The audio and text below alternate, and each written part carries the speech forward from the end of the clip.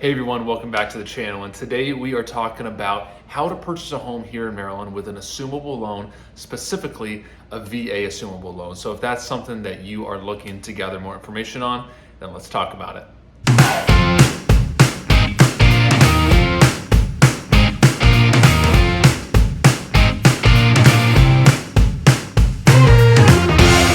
Hey everyone, welcome back to the Living in Maryland channel, where we discuss all things living here in the great state of Maryland. So if that's the kind of information that you are looking for, then you're definitely in the right spot, and we really appreciate you being here. And if you are thinking about making a move here to Maryland, if you're wondering whether buying or selling a home here in Maryland is the right move for you, we absolutely love having a conversation with people about that and seeing how we can best assist. So however you feel most comfortable reaching out, whether that's by phone, text, or email, days, nights, and weekends, we've got your back when moving here to the great state of Maryland. All right, so as mentioned today, we are talking about how to use a VA assumable loan here in Maryland to purchase a home. Now, there's a couple things that I want to do. I want to give you some pros and cons of going through this process, or some benefits and some challenges, so you know what to expect from that, and then also just go over the step-by-step process so you know what to expect from that. So hopefully it's less of a surprise if you find yourself in a situation where you're able to utilize this process. Now, a couple things to start. Really, in reality, anyone can assume a VA loan if you are, kind of seeing that advertised. But really, it doesn't really make a lot of sense for the seller to work with a non-veteran purchaser, because if the person buying the home is not willing to use their VA eligibility, then the seller cannot get their eligibility released from that property so that they can go ahead and use it on another purchase, and their eligibility would be remained tied up in that property even though they don't own the property anymore. And I just don't see that happening in the marketplace, or in theory when I start thinking about how this process is going to work. Now, assumable loans are still fairly new to the marketplace since interest rates have started to rise almost a year ago. So the other thing to keep in mind is that banks are still kind of getting this whole process together, figuring it out. And they are getting it streamlined as the days and the months go by, but it is something that they're still fairly new at. So this is something where I have now closed a couple of these. I've got coworkers that have now started to get them under contract and get them closed. And it makes sense with interest rates being elevated now that these are going to make a comeback, and that's definitely proving to be true. All right, so first, now we're going to start off with some pros or some benefits of going through the VA assumable process. Now, the first one is going to be obviously taking advantage of the lower rate that the seller likely has when compared to current market rates. So we're sitting in early February of 2023. So current market rates for VA in the open market with your typical lender throughout the country is going to be somewhere around the upper five. So 5.625, 5.75, somewhere in that range, depending on credit.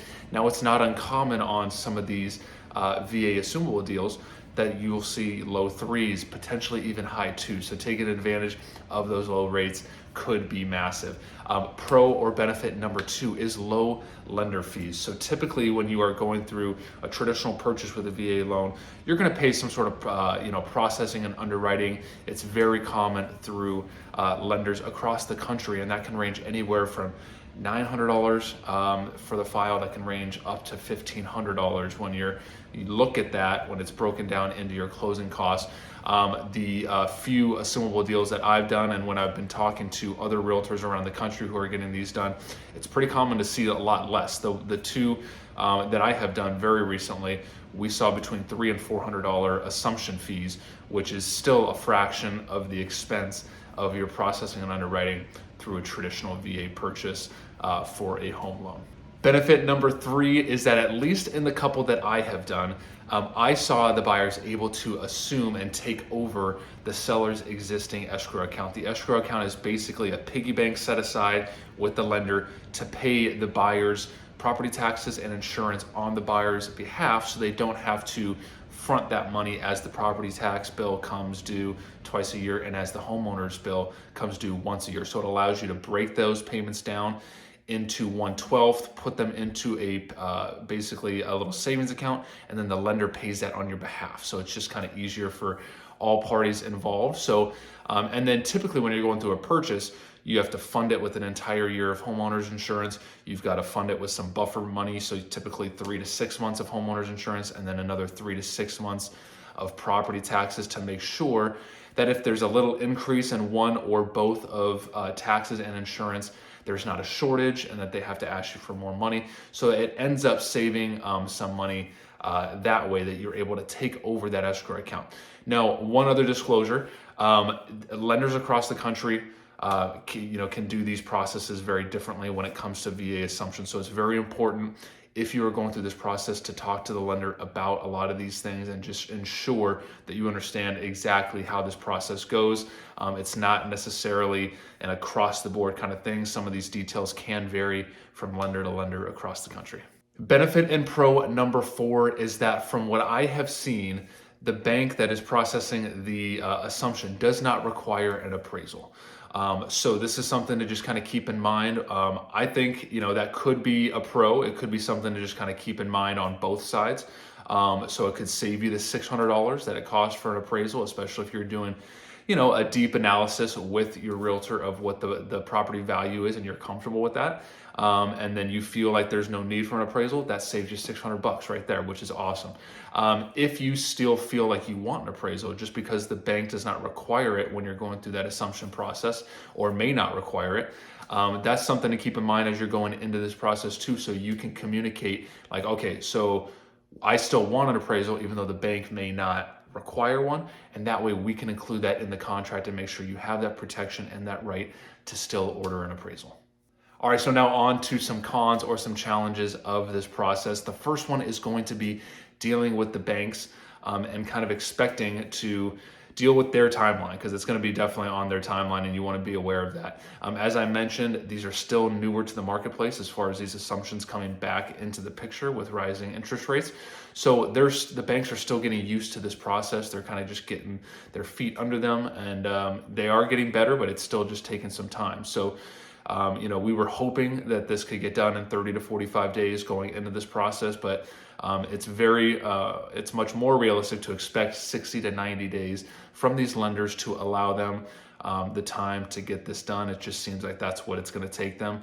Hopefully that will start to go down in time as processing gets more streamlined and as they continue to do more of these, but that's what I would expect at this time. All right, challenge number 2 when going through the VA assumption purchase process is dealing with what we call the gap. Now, the VA assumption only allows the buyer to assume what the seller currently owes on their home loan. So, for example, if you are looking at a home for $400,000, that's what the going market rate is. That's what the seller is asking for. You've got to start looking at, and this is what we heavily look at, is we look at what they purchased the home for. You got to figure out how much they currently owe on the property. Let's say they bought the home 3 or 4 years ago. The market has appreciated since then. They may only owe $325, $340, $300, who knows? So we have to find out what that is, and the buyer can only assume that number. So let's just say, for example, it's $325. The home is valued at $400. Well, there's a $75,000 gap there, and that money has to come from the buyer in some way. And that's the biggest challenge of these, is dealing with that gap. So it's hard with the market, appreciating. It's hard to find a perfect situation where the seller owes, only just slightly less than what they're selling the home for. It's very difficult to find in my experience. So now the good thing is with these being done more and more, I do know a credit union that offers a product now where they can cover that gap. It's basically a second loan, so it just kind of piggybacks, on top of the first, and it can cover that gap. So that's a great option to see if that could be a good fit for you. And hopefully more and more of those products will start to pop up as more and more of these assumptions take place. So keeping that in mind, now I will say one of the benefits I mentioned is that you don't have to get an appraisal.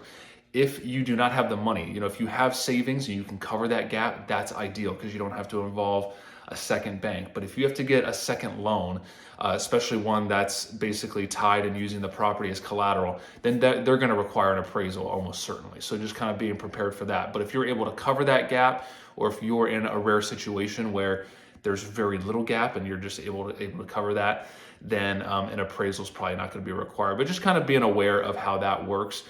because that's kind of one of the biggest challenges that comes up is kind of dealing with and kind of where that money is going to come from to cover that difference. All right, and challenge number 3 is going to be that this process, and some of these things may vary within this process from bank to bank across the country. And I kind of referenced this earlier, but so just kind of doing your due diligence up front, having those thorough conversations with the bank up front, and understanding that some of these things can vary from bank to bank, I think will be helpful for people. Now, I'll just give you a couple examples. I mentioned that my buyers who have successfully gone through this program have been able to assume the seller's escrow account. I don't know if that's like across the board thing. That could vary from bank to bank. So it's just something to look more into, especially as you get closer to this process and depending on the bank that you use. One of them was Freedom that we went through, and I can't remember the second one because it was, I just can't remember the name, but Freedom allowed the borrower to take over that escrow account, which was awesome. So but again, I don't know if that's guaranteed. Another one is I heard from some friends around the country who closed a couple that a lender policy was not required since they were assuming the loan. My question was, well, hopefully the buyer doesn't have to purchase a new lender policy as far as title insurance. But the couple that I went through, the lender did require a new policy. So there was kind of a little difference there. So just kind of keeping all that in mind and just kind of understanding, some lenders, they may reserve the right to not even approve an assumable, loan process. So just kind of keeping that in mind and making sure you're asking lots of questions, I think will be very helpful. All right, so first thing that you want to do is you want to get on the phone with the bank. What we did for the couple that I did, it was a seller, the bank, and the buyer, and the agents were on as well. So we were all rattling off questions to the bank, and the first one is to ensure that they will approve assumable loan contracts. So just kind of making sure that we get that done and communicated up front. All right, number 2 is the seller needs to fill out basically some sort of authorization form, whatever the bank has, to give the buyer authorization from the seller to communicate with the bank about the seller's loan in order to move forward with the assumable loan process. So that's very important too. So making sure you're kind of asking for that and getting ahead of that can speed things along. Number 3 is doing everything in your power to get to the assumptions department. This is where things start moving. Once you get to the assumptions part, or once you get to the assumptions department, rather, this is where the process can really start moving. On one of ours, it took, I think it may have taken almost 45 days to get to the assumptions department. The bank was just so slow.